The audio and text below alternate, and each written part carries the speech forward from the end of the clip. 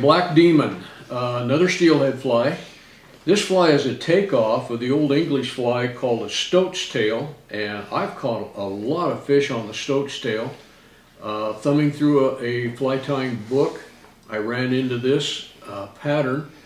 I thought at first it was the old stoat's tail, but it's not. It's called a Black Demon. Otherwise, it's very similar to the old English pattern, but it's an excellent fly. I have not used it. I am very anxious to try it. All right, with my steelhead flies with the hair wings, I always tie the wing in first, always. Now, where a lot of people get in trouble doing this is they try to put too much hair in for the wing. You don't need a whole lot of hair, and the problem is if you put too much in, it will not want to fold over. It's going to make a big lumpy head, and you don't want that. I'm tying this on a size 6. This is a Daiichi 2441, number 2441, size 6. The stoat's tail that I fished, I would tie that a little bit smaller. I would tie that in an 8 or a 10. People say you can't catch a fish on a size 10, especially a steelhead on a size 10. Yeah, well, okay, you keep believing that, and I'll keep fishing size 10s. All right, the tail is a golden pheasant crest. This has a natural curve to it. Try to get it so that the curvature will go up. And then I'm going to just bind all those butts down. I'm going to tie in a piece of fine, flat silver tinsel. And this will become the rib. Now I'm going to the front, almost to the front, if I can get that out of the way, and tie in a piece of black floss. Now you could use Unistretch, you could use floss, whatever you have on hand. In fact, I'll bet black wool would do well with this too. Now I tied this in all the way to the front because then it's going to give a smoother body for this floss to lay on. I'm going to take one full wrap behind that tinsel.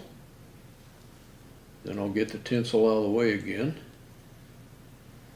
And then I'm going to come forward with the floss, a very thin body. That thin body and sparseness of this fly will also help the fly go down. You don't want it all the way bouncing on the bottom. Oh, I sure you could.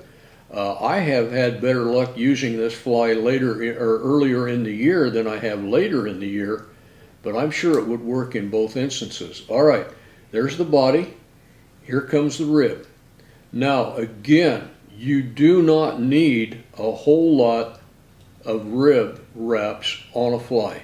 4 or 5 is really all you need. If you want more than that, you got a silver tinsel body. I fold that tinsel over, bind it down. I don't know if that makes any difference, but it makes me feel a little better. Now this is where the real difference is coming from that stoat's tail.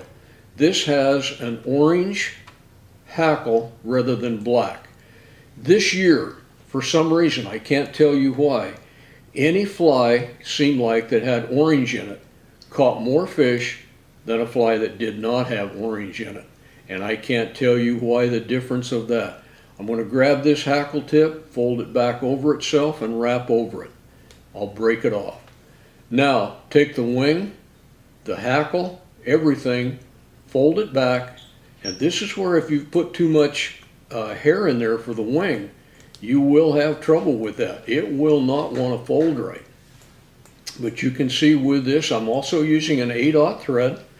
You can just build a nice small little head. I'll put a whip finish on it.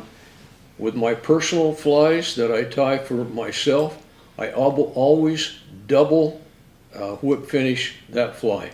The ones I tie commercially, yeah, I'll tie 6 or 8 wraps with a whip and I don't do any more. Whether or not that double whip makes any difference, I don't know. It just makes me feel a little better. But there's a Black Demon. It has nothing more than the golden pheasant tail, black floss, silver tinsel rib, black wing, and orange.